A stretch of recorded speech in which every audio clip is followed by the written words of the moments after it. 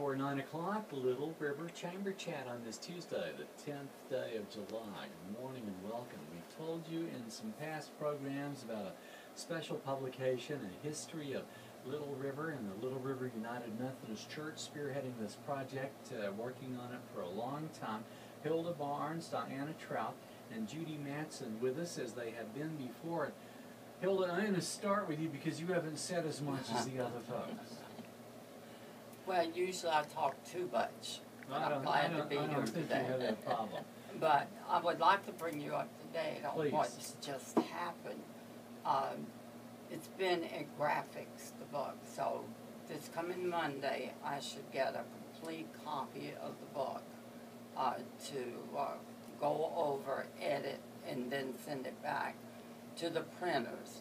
So we hope to have it to the printers within 2 weeks, and then we should have the book completed and on our desk by the 1st of August. And that's what we're shooting for. Once you go to the printer, you've done those final proofs, you've examined everything, the printing process really doesn't take a real long time. It should be back and people should be able to get hold of a copy of the book. I saw some of the artwork you had with you last time. It's very impressive. A lot of volunteers have had a lot of input into this thing. So, Judy, where are we? Hilda just brought us up to date on the publication and what we're looking at for a few weeks down the road. What needs to happen in the meantime? We need to raise money, lots of money. We need to raise at least another $3,500, $4,000 before it can be published. And how we're doing that is we are instituting several different fundraisers. We just had one fundraiser where Diana spearheaded that, and she had produced 4 photographs into note cards, and they were all taken locally in Little River of plants, of the big oak trees and various local things, and that's been very successful to help us. We're having a Chinese auction kind of after the fact in September the 8th, and we'd like everybody to save the date for that because we have some wonderful gifts that we have obtained from local businesses. The Brentwood is providing some of the desserts, the Brentwood restaurant. Starbucks is providing coffee. Sonic is providing limeades and lots of other things, and we just have everything available at this Chinese auction, from service contracts for heating and air conditioning to pet sitting. So we'll have something for everybody. We have cars to be detailed. We have the people in the community are just wonderful helping us out. But that's after the fact. We need the money now. I understand that. And we've been trying to do pre-sales of books. And unfortunately, it hasn't been going as well as we'd like because of the economy. I just learned this past week that the North Myrtle Beach Historical Society has been put on hold. They've lost $300,000 of their funding. Well, Governor Nikki Haley vetoed a funding measure that would have provided $300,000 to the museum. State Representative Tracy Ade, Senator Dick Elliott, and others are very confident the governor's veto will be overridden. She hasn't been really receptive or productive as far as the coast is concerned, and maybe doesn't realize that what level of economic input the Grand Strand has in the overall scheme of tourism in South Carolina. So we're pretty confident, just as the vote to veto the funding of the channel dredging in Cherry Grove has been overridden by both the House and Senate. The House and Senate are pretty confident they will override that veto. Well, that would be very helpful if they did, because I know their director, Janine, is very interested in getting this book to the public. And we're working with the chamber as well. Jennifer is going to get back to me on exactly how many cases they can buy. All of this adds up, and we're giving them such a terrific buy. Let me turn it over to Diana, and she can tell you what the price of these books are. Diana, if you would just lean into whichever microphone, whoever you want to be closer to, or you can just hold it, that's fine.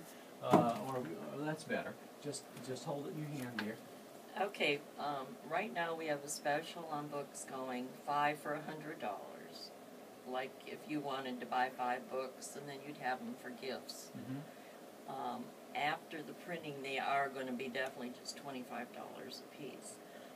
For businesses, we're selling a half a case of books for $175, and then they will make a bit of profit on the books, or a full case for $325. All right, now how does somebody get in touch with the church, or with you three ladies, or anyone else who can follow through and make these advanced sales? How do we do a contact here?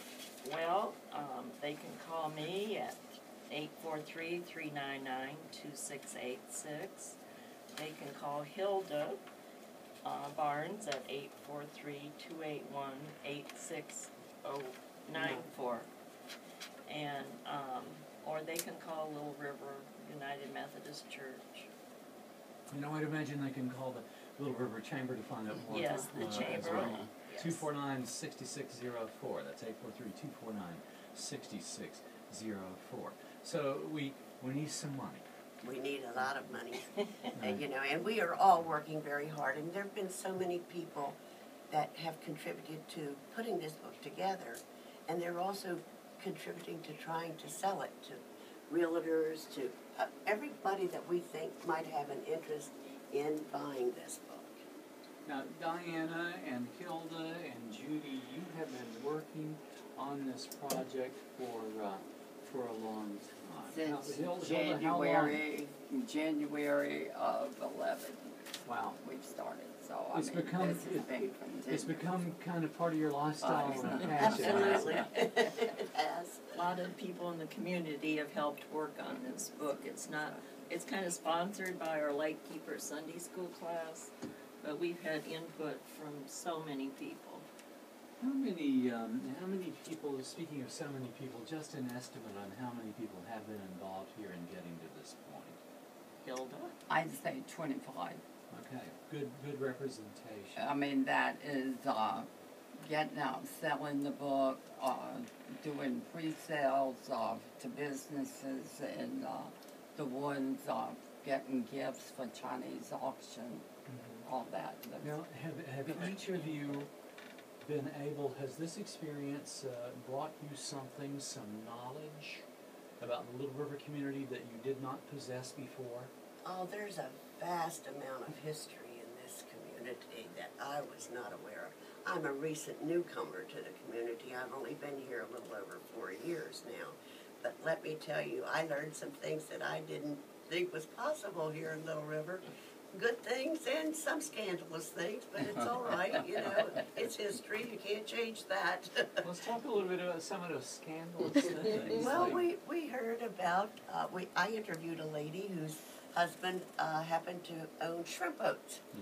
And he cleared out all of his shrimp boats, gutted them out, and went to Bogota, Colombia to buy marijuana.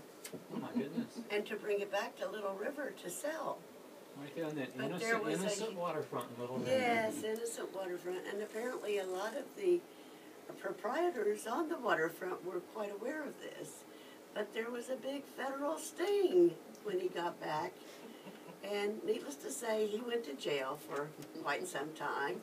But that's one of the scandalous things we heard about. During Prohibition, it has often been rumored that there were large transports that would anchor offshore, just enough to be in international waters, and some of the boats from Little River and other areas would sail out to meet them, would offload cases and cases of booze, Yes. bring it back and get it distributed. Yes, we heard that also, you know, and we heard where some of the people used to hide the sugar under their porch that they used in these stills to make the bootleg liquor, you know. It's been very interesting and enlightening. Here we thought we were a quiet little sleepy community. Not so. Not so. Just maybe on the surface sleepy, but busy activity. The other way, during the Civil War, there are many people, homeowners in the area, plantation owners in the area, who would dig holes or find hiding places in their yards or somewhere on their property and bury their silver and jewelry and valuables because the Yankees were coming. Right.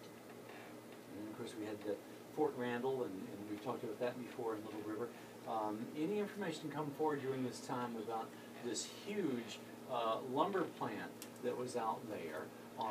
It blew up, I think, sometime in the 1920s and 1930s, but there was a lumber plant right there near where the Confederate fort was, right at near Wade's Island, and of course Fort Randall and the Little River Inlet.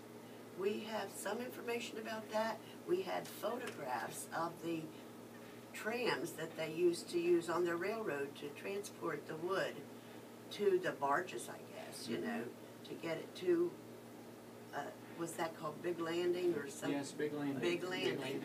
And we had some interesting photographs, and we have a lot of people whose family was very much involved in all of this, you know. I know one of the gentlemen that I interviewed, he had an entire scrapbook about how involved his family was, and he showed me the photograph, the newspaper photograph of the men that had done the logging and had ridden with it on the tram down to transport it, you know, to the lumber factory. A lot of interesting things are taking place here. Anything in the book about the blockade running that took place during the war? I'm not sure about that.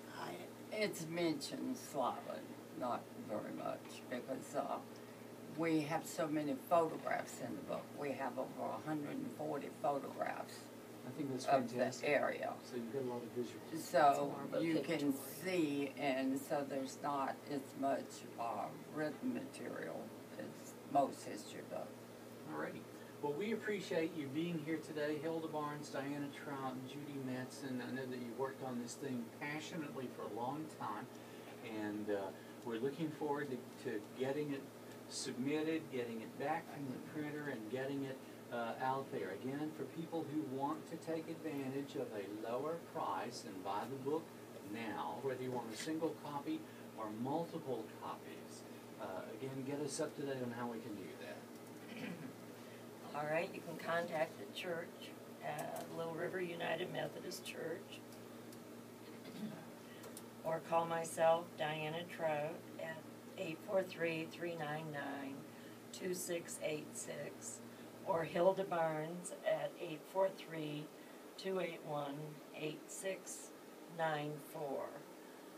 And maybe the station if you haven't Sure, got we're time happy to to- write that down.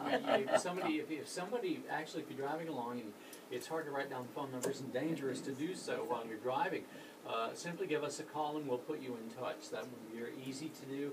Our number is 843-249-6662.